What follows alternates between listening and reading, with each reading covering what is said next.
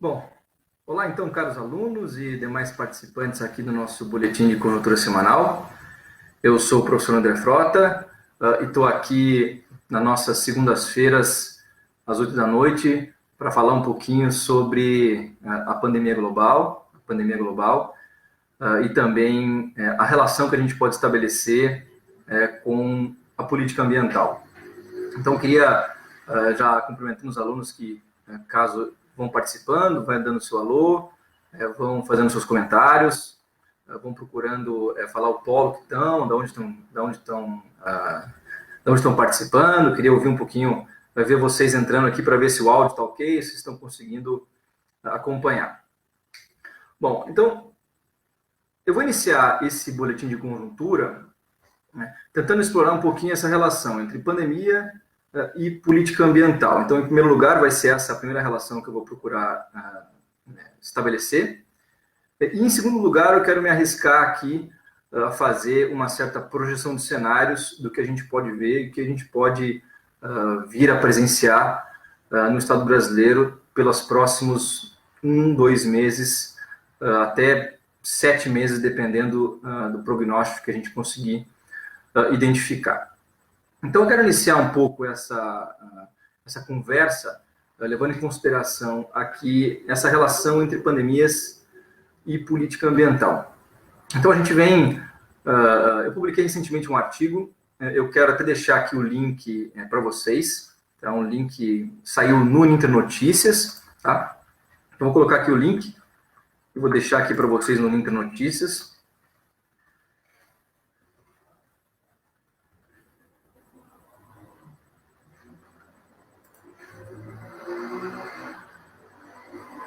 Que foi um artigo que eu publiquei recentemente. Então, nesse artigo, eu quero que vocês também, caso tenham oportunidade, parem, leiam um pouquinho. Eu procurei estabelecer essa relação entre a trajetória do vírus, a trajetória que o vírus, o Covid-19, ou o SARS-CoV número 2, ou SARS número 2, ele consegue, o quanto ele consegue ser ilustrativo da forma como as redes de tráfico ilegal de animais silvestres, elas contribuíram para o desenvolvimento, para a eclosão dessa pandemia. Então, eu queria explorar um pouco essa relação entre como é que a gente pode identificar na trajetória biológica do vírus a relação que o homem estabelece com o seu ambiente natural, especialmente com esses animais que são animais silvestres.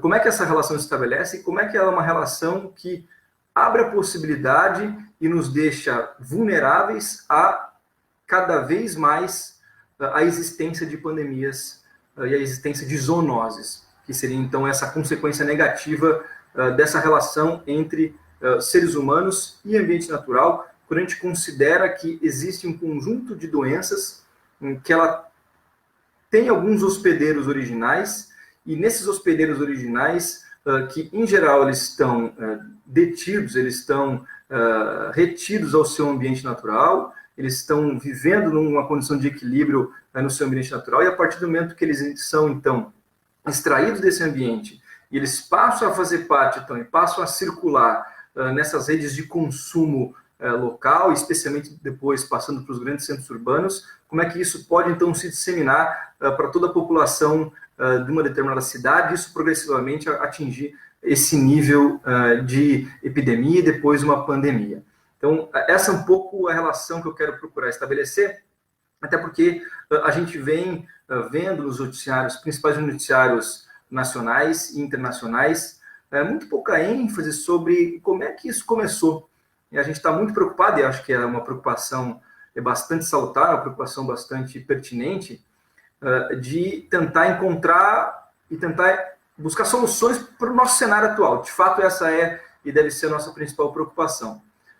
Mas, por outro lado, a gente não tem enxergado um debate em torno do que causou isso, um debate muito claro em torno do que causou isso, até para a gente procurar evitar e procurar se blindar de novos surtos e de novas pandemias que podem acabar acontecendo. Então, essa não é a primeira pandemia do vírus, desse tipo específico de vírus, que é o SARS número 2, ou a gente pode chamar ele de Covid-19. A gente já houve uma epidemia de um vírus semelhante a esse, que é o SARS número 1, e ele atingiu especialmente, ele já se tornou pandêmico, mas ele iniciou também na Ásia, e iniciou muito próximo dessas redes de tráfico ilegal de animais silvestres que vão atingir lá e vão desencadear lá na cidade de Wuhan, especificamente no mercado específico na cidade de Wuhan, que é um mercado considerado então um wet market, um mercado molhado. Então, é nessa cidade especificamente em que essa segunda epidemia do SARS-2,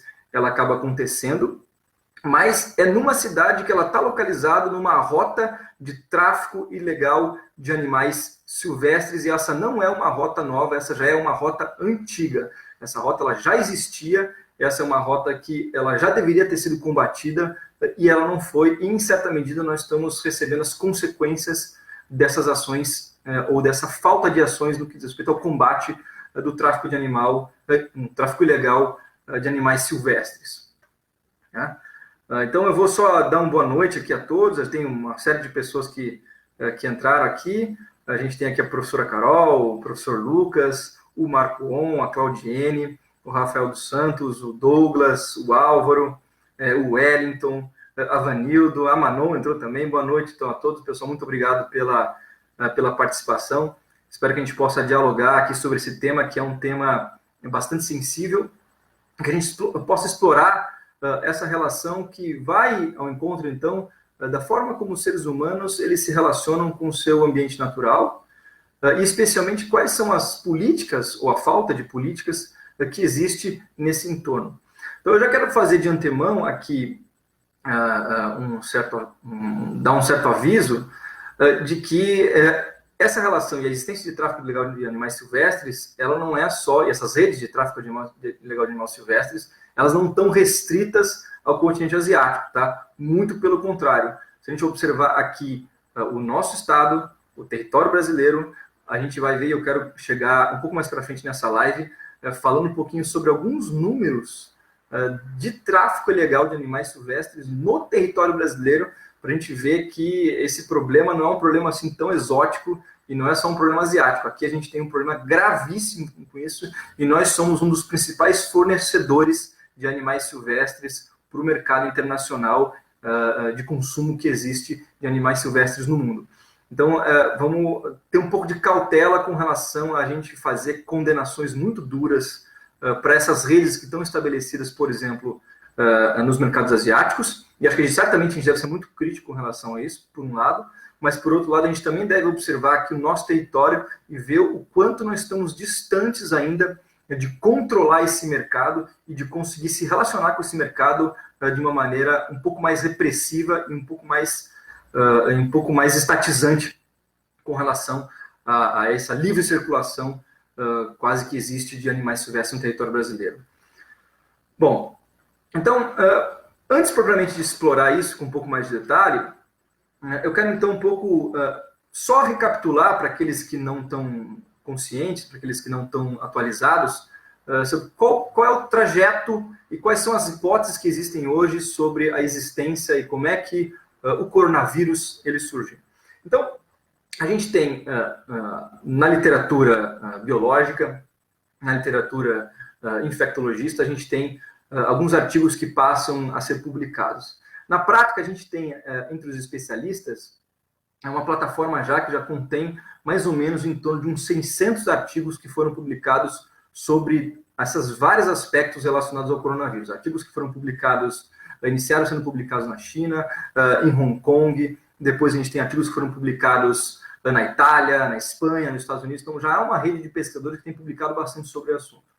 E entre as publicações que a gente vê sobre especificamente a origem dessa epidemia, ou desse surto inicialmente do SARS-CoV-2, ou Covid-19, a gente vê a tese, que é a tese que mais está sendo aceita, em certa medida, que é a tese de que existe um hospedeiro original, que é um morcego, que teria, então, sido a espécie que detinha no seu organismo essa mutação do vírus, que é o Covid-19, mas que passou para um hospedeiro intermediário, que é o pangolim, uma espécie de um tatu, que é um animal silvestre em extinção, e é um animal silvestre que ele tem uma demanda enorme no mercado chinês, tanto do ponto de vista do consumo da sua carne, mas também especialmente do uso das suas escamas, o uso medicinal das escamas do pangolim.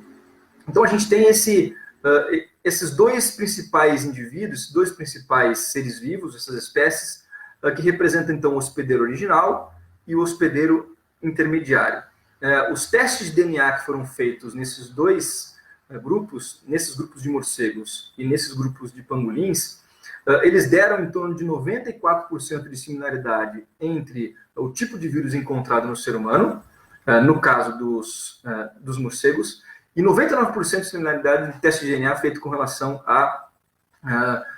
o tipo de vírus encontrados em humanos e no pangolim. Então, é um pouco esses testes que têm embasado, dado essa legitimidade para afirmar que existe essa trajetória biológica do vírus. Muito bem, e quando que isso passa? Para o ser humano? Isso passa para o ser humano, então, a partir do momento então, em que existe essas redes de tráfico ilegal de animais silvestres. Então, essas redes de tráfico de animais silvestres, elas têm uma série de características. Uma delas, quando a gente pode observar, é o trato com esses animais. Então, há uma taxa no Brasil que ela é mais ou menos de 1:10. É uma taxa que o próprio IBAMA divulgou num relatório de 10 anos atrás, em que para cada 10 animais que eles são retirados da natureza, apenas um sobrevive e alimenta esse circuito de tráfico ilegal. Então a gente tem um volume gigantesco de espécimes e de indivíduos que são retirados da natureza e que no próprio trato, no transporte, e para que esses animais eles consigam chegar no seu consumidor final, a gente tem uma taxa de mortalidade gigantesca nesse processo. Isso é 10:1 no Brasil. Isso deve ser uma taxa muito similar também no continente asiático. Muito bem. E o que acontece então é que a gente tem duas formas pelas quais essa contaminação ela pode acontecer dos pangolins, por exemplo, para os seres humanos. Existe uma contaminação que ela é mais endêmica, isso significa um indivíduo que vai naquele ambiente que o pangolim está inserido, e ele se contamina naquele ambiente. E existe uma outra forma que chama-se a contaminação cruzada, que é, por exemplo, uma contaminação que ela vem de uma espécie para outra, de um indivíduo para outro, e não é no consumo direto da carne daquele animal, mas é no tratamento completamente sem regulamentação, no trato desses animais, nessas rotas de tráfico ilegal, e mesmo depois nesses mercados que são mercados conhecidos então na China como os wet markets, ou os mercados molhados, que são mercados que os animais eles são mantidos vivos, numa espécie de um cativeiro, são abatidos na hora, e você tem um controle fitossanitário muito baixo ou quase nenhum sobre esse tipo de comércio. Então a gente tem isso que a gente chama de uma espécie de uma contaminação cruzada, que é um indivíduo contaminando o outro, uma contaminação interespécies, e depois uma contaminação que vem então no trato desses indivíduos com o trato que os seres humanos fazem com esses indivíduos, não necessariamente no consumo da carne dessa população. Bom, muito bem. É nesse sentido que a gente consegue mapear essas redes de tráfico de animais silvestres, e a gente começa a estabelecer, então, esses nexos de causalidade entre onde é que está a causa desse problema.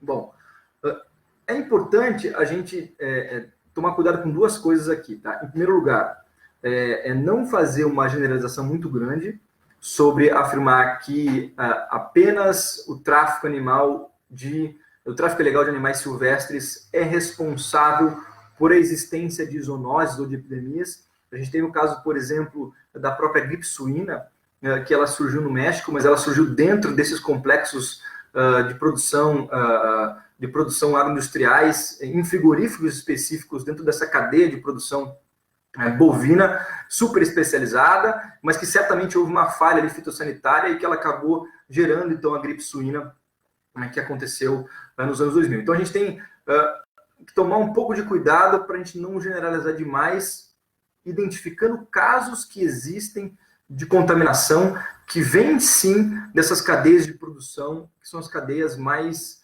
eficientes e que, teoricamente, deveriam ser as cadeias mais corretas para a gente conseguir, para o ser humano consumir a carne do animal. Claro que isso certamente foi uma falha fitossanitária, mas ela não é, mas ela demonstra como que a gente não tem apenas, no caso de tráfico de animais silvestres, a existência de zoonoses. No entanto, o tráfico de animais silvestres e a inexistência de qualquer tipo de regulamentação mais eficiente para coibir esse tipo de prática, ela certamente é uma ferida aberta que pode causar uma nova epidemia. Você vê, a epidemia do SARS número 1, ela não aconteceu há tanto tempo atrás, não. Ela aconteceu há 20 anos atrás.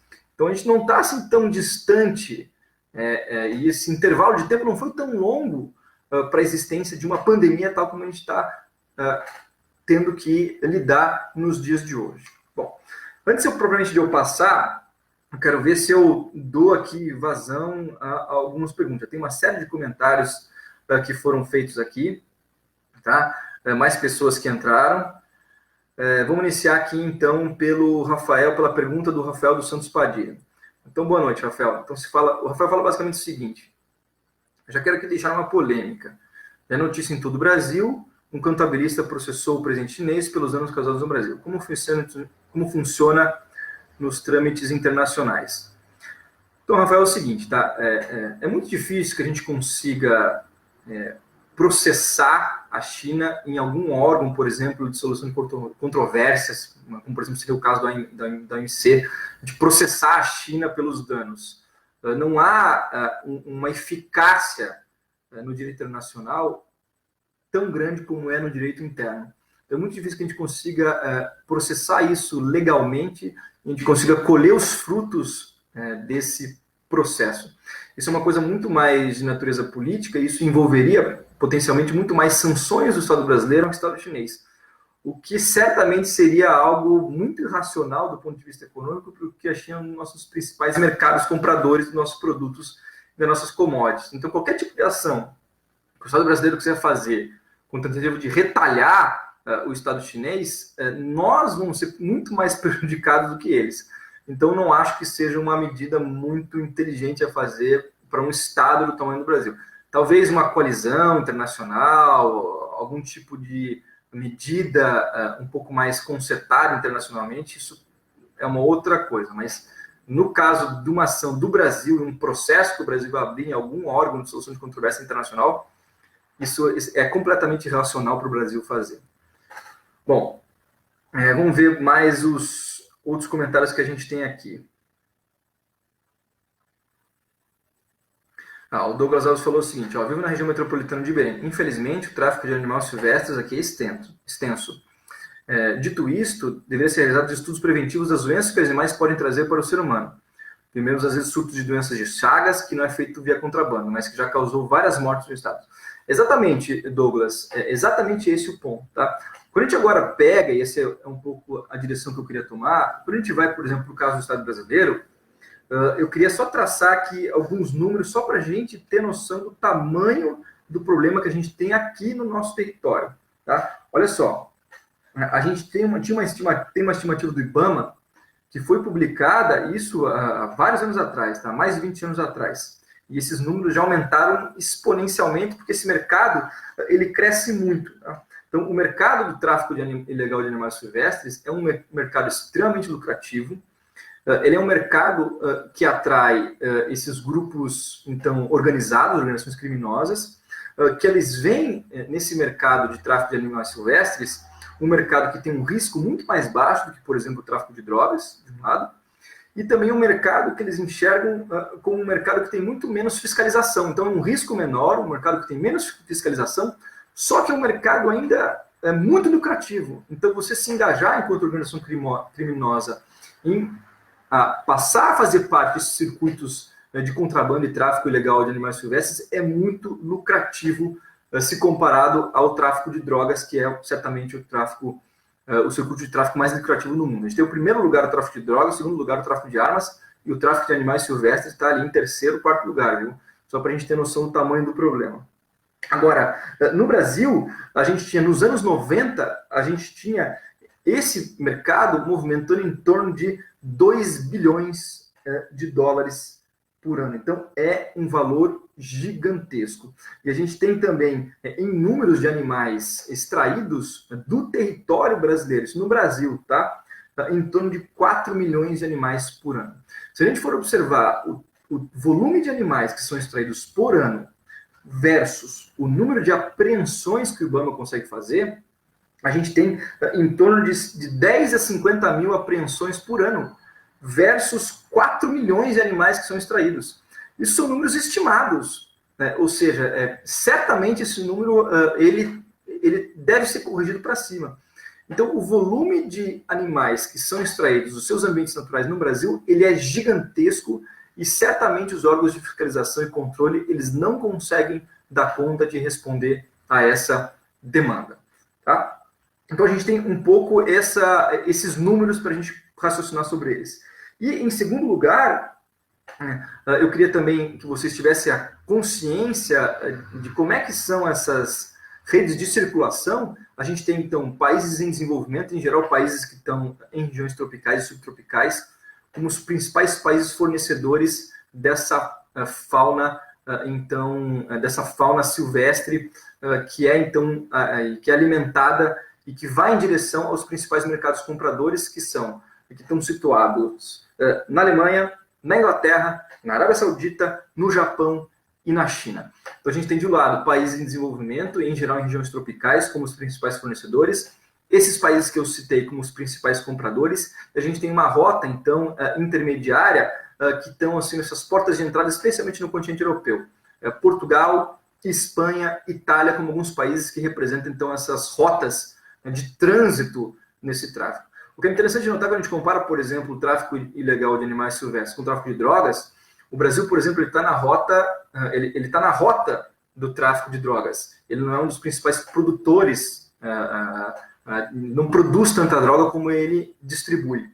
No caso do tráfico de animais silvestres, o Brasil, o território brasileiro, ele é uma das principais áreas de fornecimento de animais silvestres para o restante do mundo. Tá? Bom, muito bem. Deixa eu dar vazão aqui a mais umas perguntas que estão aqui aparecendo. Vamos ver o que a gente tem aqui. O Pedro Balboa entrou. Tudo bem, Pedro? Boa noite.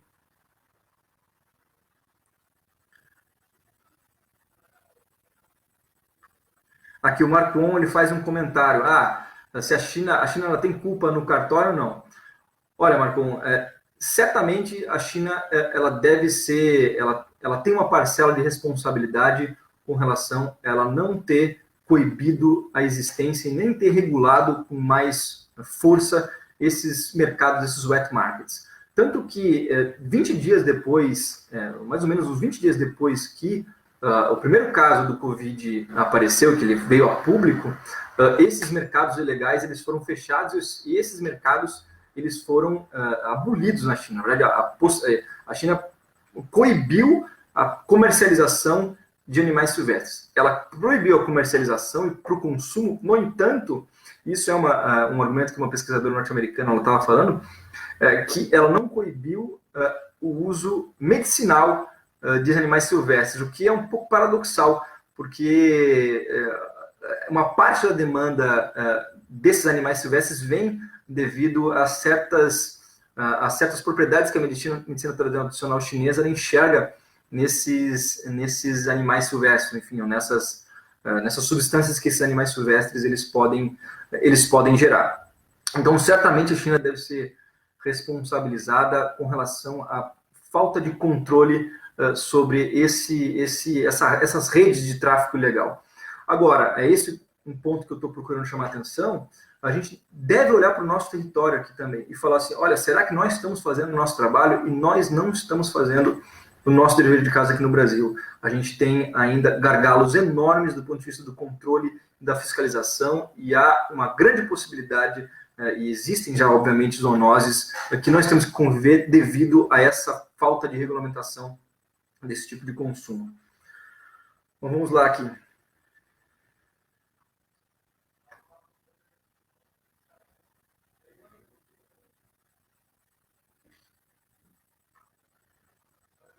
A gente está falando aqui da conexão. Então, espero que... eu estou fazendo uma conexão doméstica, então, caso tenha alguma instabilidade, por favor, relatem, a gente vai tentar vou tentar solucionar aqui a partir das próximas semanas. A gente vai ter uma quarentena aí, né, que nós vamos procurar tentar respeitar. Né?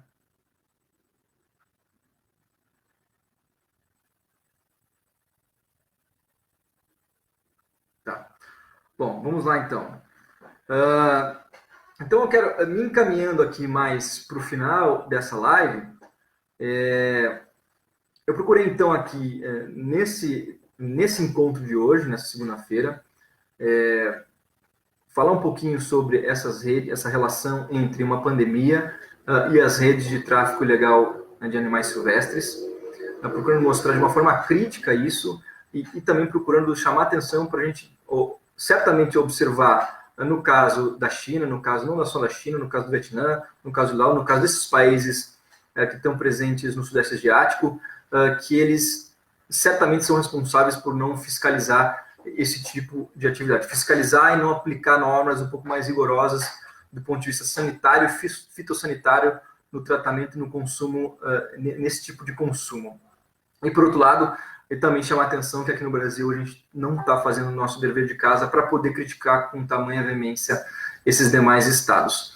Agora, eu queria passar para um outro ponto, que é um pouco uma projeção de cenários que a gente poderia fazer daqui para frente. Tá? Então, eu queria fazer isso hoje, eu vou estender um pouquinho essa live, mais uns 10, 15 minutos, estourando um pouquinho o nosso tempo, para a gente procurar pensar, então, a projeção de cenários daqui para frente. Como é que a gente pode deduzir, fazendo uma análise de conjuntura, o que a gente vai encontrar, o que a gente pode encontrar, do ponto de vista, então, do número de mortes que pode acontecer no Brasil nas próximas 2, 3, 1, 2, 3, 5 meses no Brasil. Como é que a gente poderia tentar refletir sobre quais são as ações que nós, enquanto população, as ações nós, enquanto Estado, enquanto política pública, as nossas ações enquanto sociedade civil, elas podem ser tomadas e o quanto isso vai representar, então, para um cenário futuro, que seria, então, um cenário um pouco mais brando, esse cenário que a gente vê as autoridades públicas falando, esse cenário de achatamento da curva, ou um outro cenário, então, em que a gente não consegue controlar essa epidemia dentro do território brasileiro, essa pandemia global, mas uma epidemia no território brasileiro, e a gente vai passar a ter, então, um número de mortos muito elevado, um número de contaminados também muito expressivo dentro da população brasileira. Então, para fazer um pouco esse raciocínio, eu queria pensar com vocês em torno de algumas variáveis, tá? Vamos tentar colocar isso em termos de 3 principais variáveis que nos auxiliam a pensar o que pode controlar ou não, e queria pensar também em torno de alguns cenários. Eu acho que a gente pode pensar, no caso, nessa projeção de cenários, em 2 principais cenários, que são cenários extremos. Um primeiro cenário, que é um cenário A, que é um cenário mais otimista, no qual a gente consegue conter e achatar essa curva de indivíduos contaminados, e a gente consegue, então, diminuir o número e a taxa de letalidade desse vírus, diminuir, então, o número total de mortes no Brasil, chegando a, no máximo, centenas de mortes. Então, seria um cenário A, ou um cenário mais otimista, o que significaria, então, que a gente poderia, então, buscar, e a gente deveria buscar medidas sociais em que a população ela consegue respeitar no máximo possível o isolamento. Então, medidas que demandam da população brasileira uma certa diligência, na medida do possível, com relação a se manter em quarentena o máximo de tempo que for possível. Então, se a gente conseguir ter uma grande adesão ao isolamento, a gente consegue fazer com que essa variável, que seria a variável social, ela seja então uma variável que ajude a controlar a disseminação dessa epidemia, de um lado.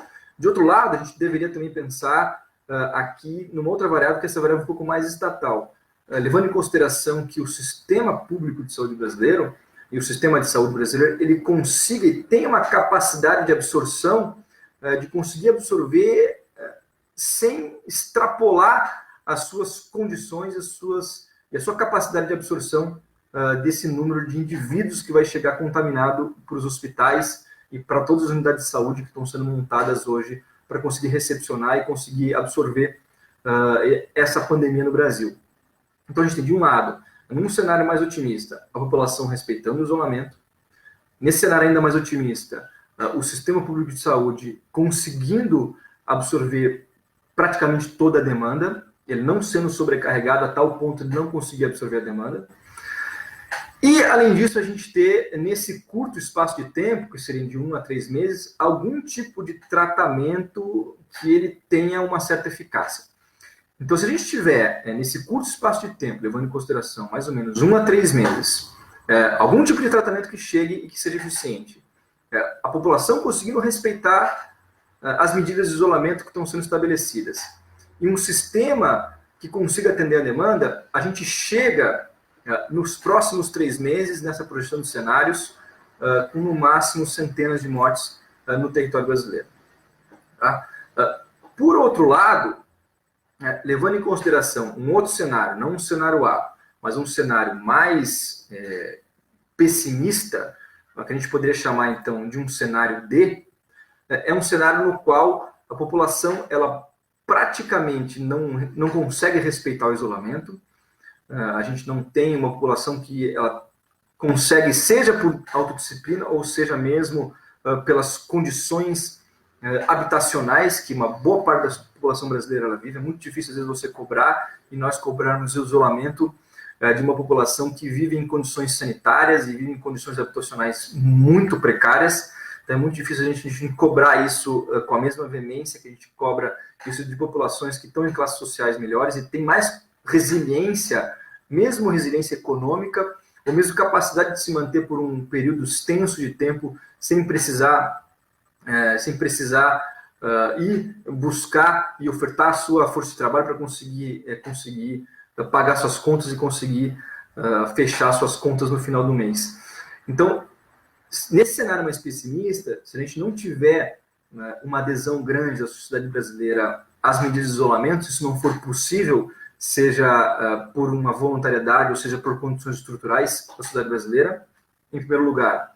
Em segundo lugar, se isso, portanto, aconteça e o sistema público de saúde ele não conseguir absorver essas ondas de contaminados que vão começar a vir nas próximas semanas, e somado a isso, a gente não tiver nenhum tratamento que ele seja eficaz, nenhum tratamento que ele consiga amenizar as condições dessa epidemia, então é certo que a gente vai ter, nesse cenário mais radical, a gente vai passar, então, dos milhares de mortos. Pode ser que a gente tenha, então, que a gente chegue na casa dos milhões.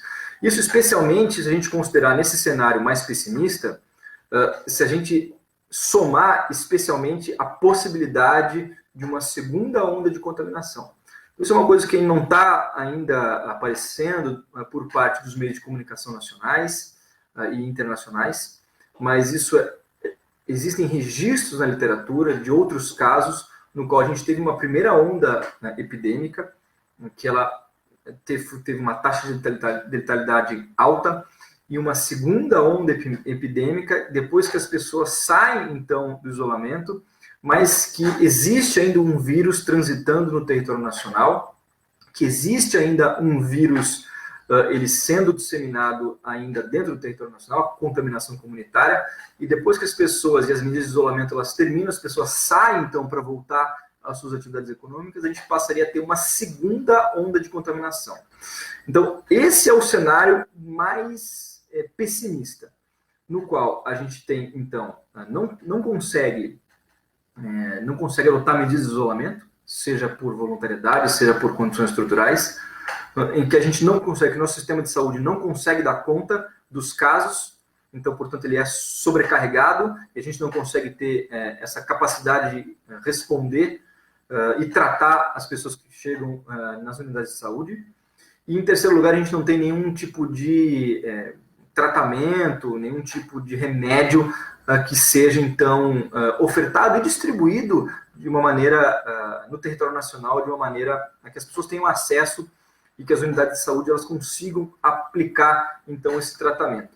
Então, se a gente não tiver nenhuma dessas condições atendidas e a gente ainda tiver uma segunda onda de contaminação, que pode acontecer daqui a mais ou menos 5 meses, se a gente teria, por exemplo, essas medidas de reclusão durando mais ou menos 1 a 3 meses, uma segunda onda de contaminação acontecendo no 4º ou no 5º mês, a gente teria, então, esse pior cenário que a gente poderia estimar. A gente acabou fazendo aqui essa conversa no Observatório de Conjuntura, especialmente eu e a professora Carolina, a gente pensando medidas que podem chegar a milhões nesse cenário mais pessimista. Então, a gente tem 2 cenários extremos, fazendo aqui uma projeção de cenários. Um cenário, então, no qual a gente passa a ter, então, todas as medidas sociais, as políticas públicas de saúde funcionando e um tratamento sendo ofertado para a população. Então, a gente reduz, achata a curva e a gente chega no máximo a centenas de mortes. E a gente tem, de outro lado, então, um cenário mais pessimista, num outro extremo, em que nenhuma dessas medidas elas são tomadas, a gente tem uma segunda onda de contaminação e a gente chega a milhares de mortes. Então, a gente está entre esses 2 extremos agora, mas são os próximos meses que vão dizer um extremo de centenas e um extremo de milhões.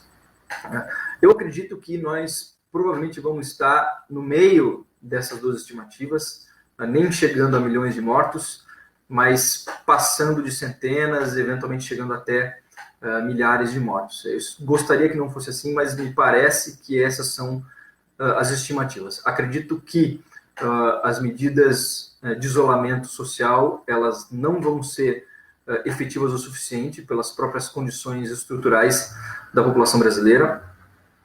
Por outro lado, acho que o sistema público de saúde ele pode sim surpreender e vai surpreender, eu acredito, muita gente com relação à sua capacidade de absorver.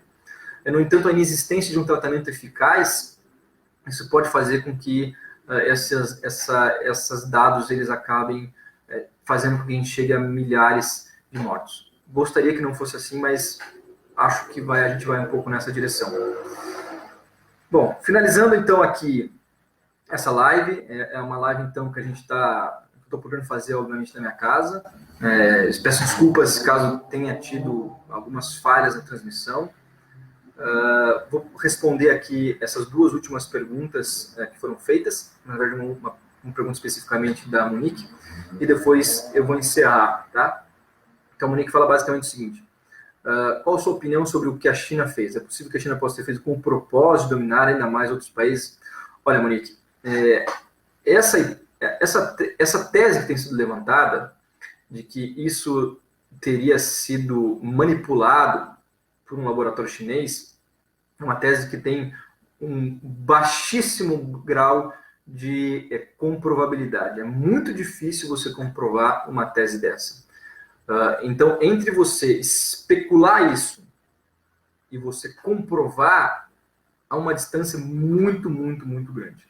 Até porque a China, ela disseminar uma doença no seu próprio território nacional, e isso contribuir para uma desaceleração econômica do próprio Estado chinês, da própria economia chinesa, e depois contribuir para uma desaceleração econômica, uma recessão global, no qual ela estabelece relações e ela depende de compradores internacionais para ela manter essas taxas de crescimento econômico que ela tem. Ela não consegue só com o seu mercado interno alimentar essas taxas de crescimento econômico que ela vem tendo nos últimos anos.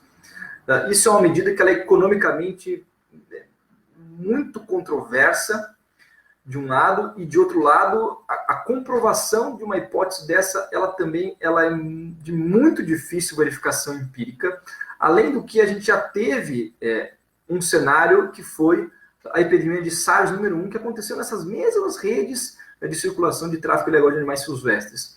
Então, esse é o Covid-2, o SARS-CoV-19. Então, isso é um novo momento, nova mutação do coronavírus.